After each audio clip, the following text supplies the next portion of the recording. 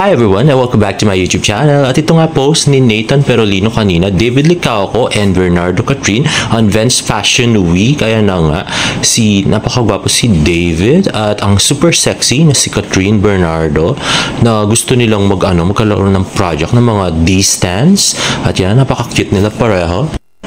At next, as we asked David Licauco, what are you looking for today, day 3 of Bench Fashion Week sa TikTok? Let's watch this. I'm looking forward to the people, the fans, the media. I'm also looking forward to the summer campaign of Bench. Of course, it's a big thing for them. So I'm here to help, like promote the campaign. So super blessed to be part of this. Ay na nga, napaka-cute at napaka-poging si David Licauco. At ito na nga yung pagrampa ni David. Ayun si Francine Diaz. At si David nga yung pinaka-last male na rumampa. Ibig sabihin siya yung pinakasikat, no? Grabe. Ayun na nga. So, simpleng-simple lang. Actually, sumasayaw yung mga iba dyan. Pero siya, simpleng-simpleng paglakad lang. At astig na astig. At napaka-cute. Galing pa nag-basketball yan kanina umaga, no? Dun sa Dun sa Grace College. At yan na nga. Paalis na si David. At siya namang pagdating ng Queen, of course, na si Miss Catrin Bernardo with the song Pretty Woman. At ito ay from another angle. David walks the Bench Fashion Week. Ayan na nga. Ayun. So, yan na. At ito naman ay yung tapos na lumampas si Catrin at sumasayaw sila ng konti. Si David hataw sila pero si David konting-konti lang yung paggalaw. Mga galawang Argus yung kay David. Grabe. Ayan, napaka-pretty si Catrin Bernardo, our favorite. At yun si David. Yan na nga. At ayan si Andres Mulak and Catrin and Atasha Mulak, and of course Ruru Madrid and si Ben Chan. At ayun nga, nasa dulo si David at si Miss Catrin with her sexy sports bra from Bench. At si ayan, Ben Chan. Ay, hindi na ako na ng camera masyado si David. At yan.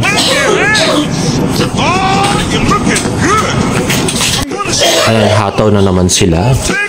Ayun, pinalipat ng pwesto si David kasi hindi na siya nakukunan ng camera. At yan na nga. So, mukhang walang kasayaw si David sa twist na kuno. Ang hirap ng introvert. Kaya dapat talaga kasama niya si Barbie dito. No? Kung hindi, nahirapan siya talaga. Tama yung sinabi niya na naman. Pagkasama niya si Barbie, dumadali yung life niya. Ayun, nagtayo na lang siya. Hindi na siya sumasayaw. Ayun, diba? Hindi katulad si Ruru, he's enjoying the dance. Pero si David, hindi masyado. Kasi introvert siya, no? Ayun, tingnan mo, nandun na lang sa gilid si David sa may wall. Pero kung kasama niya si Barang, diyan mapapasayaw siya talaga. At masaya siya, diba? Halata naman kay David. Ayun, si Atasha. Ayun, si David, wala na. Kaya dapat talaga, kunin ng bench si Barang para lang, Kasi si David, no? Kawawa. Ay, nako, grabe. Yun na nga. At yan, tapos na ang fashion show. At yun na si David. Ayan, si Kirk Bondad yata yun. At saka si Ina Raimundo. Si David ulit. Ayan, si Chantilly. Yung si Chantilly yata yun yung sa tama ba? Ewan. Si David nasa gilid ulit. So, kung kasama siya si Barang, no? Anyway, ito naman ay post ng pep.ph sa kanilang Facebook account. As Catrin Bernardo explores fresh opportunities, fans eagerly anticipate her collaboration with other top-notch leading men in Philippine showbiz, including Carlo Aquino, Joshua Garcia, Cian Lim, Jericho Gonzalez, David Licaco, and Marco Gumabaw. Read full story at nag-comment nga si David si David dito ng pray emoji. So, ibig sabihin, pinapangarap niya nga makasama yung kanyang idol na si Catherine Bernardo sa isang pelikula. Pero, mga Barda fans, huwag naman kayo magselos kasi marami pang project yung Barda. Matagal pa to kung mangyayari man. Sobrang dami naka-line up, guys. Don't worry. At ito nga yung post ni Nathan Perolino is at Bench Tower, BGC 30th Street. Ayan, yung picture niya kasama ang mga artist na rumampa kanina. So, ayan, he's with the sexy Catherine. Ayan, David with, hindi ko kilala ito mga to. And, ayan, Enzo, Dustin, and Louis. Ruru and Bianca. At ito, Instagram story ni Mr. David Milan. Yun nga, yung bench fashion show kanina. Okay, post ni Sir Jonathan. Yan yata sa 20th floor, yung view from the window. Yan naman yung sa 20th floor, yung sa nila yung dressing room. Magkasama si David Licaco, Kirk Bondad, and Luis Ontiveros. At syempre yung labid-ups naman ni David na si Barbie ay pumunta sa Doc Ford's Animal Wellness Dental Care Day for Chin Chin and Bruno. Thank you so much, Doc Ford's Rosia. With Daddy Tony at her Instagram stories. At syempre di na mapapahuli si Tita Eden. Sabi niya kamukha raw ni Hersey yung aso. Picture from Canberra, Australia. And next ay photo ni Sunday grocery shopping ni Tita Eden sa Canberra. Nag-elevator selfie si Tita Eden. Next naman ay Instagram story niya ang kanyang anak Ateneo new arrival or at 2024 Ateneo tote bag or tote bag. At yan nga, post ni Jean at saka ni Tita Eden sa kanilang Instagram story. At mukhang hindi lang si David ang model sa pamilya, mukhang si James din nagmo-model sa Get Blued ng Ateneo Apparel. At ito post si Sir Nathan kahapon. Nag-Starbucks sila ni Sir David Milan. At next naman ay post ng James Sparkle Artist Center si Rain Matienza, ang host ng Oppo event yesterday. So, Rain Matienzo, yung event ni David. At kanina nga may game si David at around 11 a.m. Unfortunately, natalo sila. So, tambak, 70-60. Mukhang minala si David ngayon. Dapat kasi nasama niya si Barang do sa game. Si Barbie, at talaga ang swerte mo sa buhay, David.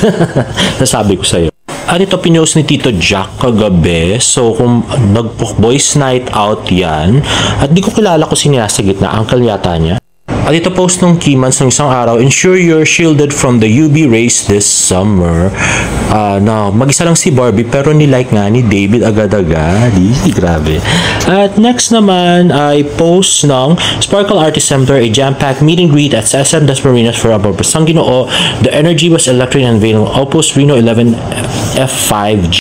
At nilike nga na maging biyanan niya si Daddy Tony. Grabe, ibig sabihin okay ka na kay Daddy Tony, David. At yan na nga, from Sparkle Artist Center. At naka-sky blue si David. Parang ginamit niya na sa event to. Hindi ko alam kung anong event niya ginamit to. Yun yatang mall show nila sa Bataan, if I'm not mistaken. Anyway, so, ayan na nga, jam-packed crowd, Rain Matienzo. Yan. Okay, autograph sa mga fan. At yan na nga, more pictures of David Licaco there with the fans. So, yun na nga, kitang-kita dun sa sa bench kanina na hindi masyadong nakakasayaw si David.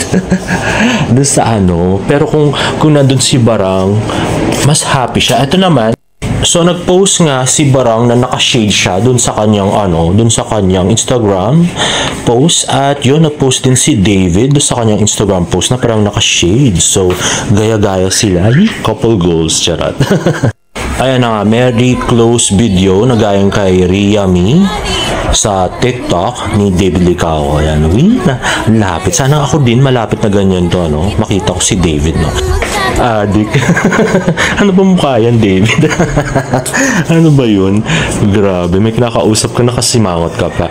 And this is from SM Dasmariñas video.